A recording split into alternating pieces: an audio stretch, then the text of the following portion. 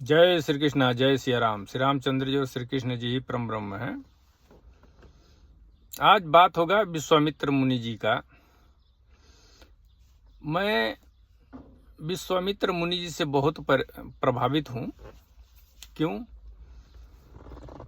क्योंकि वो पहले राजा थे, उसके बाद सन्यासी हो गए, घोर तपस्या किए, ब्रह्म ऋषि हुए और भगवान उनका बॉडीगार्ड बन गए, उनका दास बन गए और भगवान उनके चरण दबाए।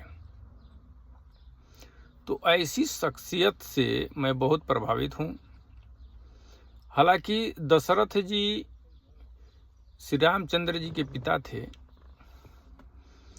लेकिन उनसे भी भाग्यशाली हम विश्वामित्र जी को समझते हैं। क्यों कि विश्वामित्र जी जब सन्यास ले लिए और ब्रह्म ऋषि हो गए, तो जब वह चले गए थे इंद्र जी के द्वारा अप्सरा से, उसके बाद जब उनको जो ज्ञान हुआ और उसके बाद उन्होंने पीछे मुड़ करके नहीं देखा और इतने बड़े तपस्वी हुए कि भगवान उनके दास हो गए।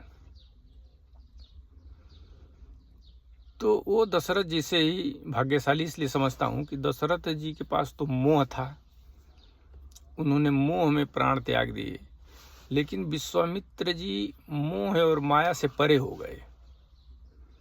जब उनको अप्सरा के द्वारा छला गया, उसके बाद तो मोह और माया से परे हो गए विश्वामित्र मुनि।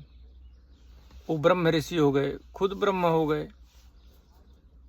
तो इसलिए भगवान उनके चरण दबाए और उनके भक्त हो गए। भगवान अपने भक्त के भी भक्त हो गए, दास हो गए।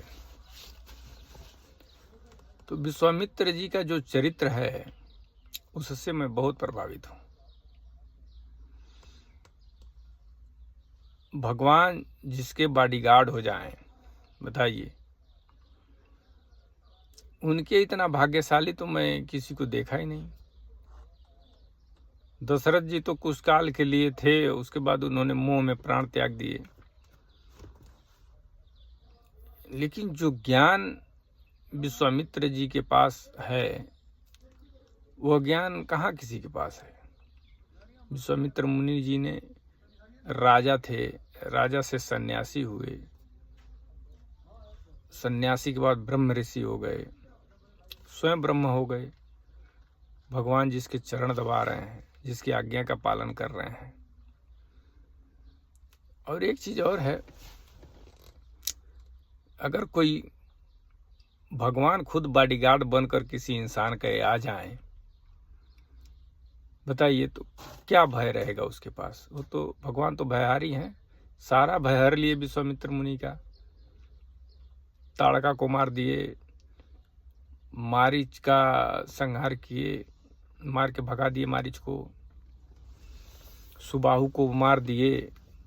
जो लोग परेशान करते थे विश्वामित्र मुनि जी को, उनको श्री रामचंद्र जी जा करके मार दिए, बॉडीगार्ड बन गए भगवान। अब तो विश्वामित्र मुनि जी को रावण से भी डर नहीं था, उनको पता चल गया कि भगवान हमारे बॉडीगार्ड हो गए। बताइए, तो जो पूरे विश्व का गुंडा हो, उसको मारने वाला अगर आपका बॉडीगार्ड हो जाए, आपका दास हो जाए, तो फिर किस चीज का भय है। तो इसलिए विश्वामित्र मुनि जी से मैं बहुत प्रभावित हूँ।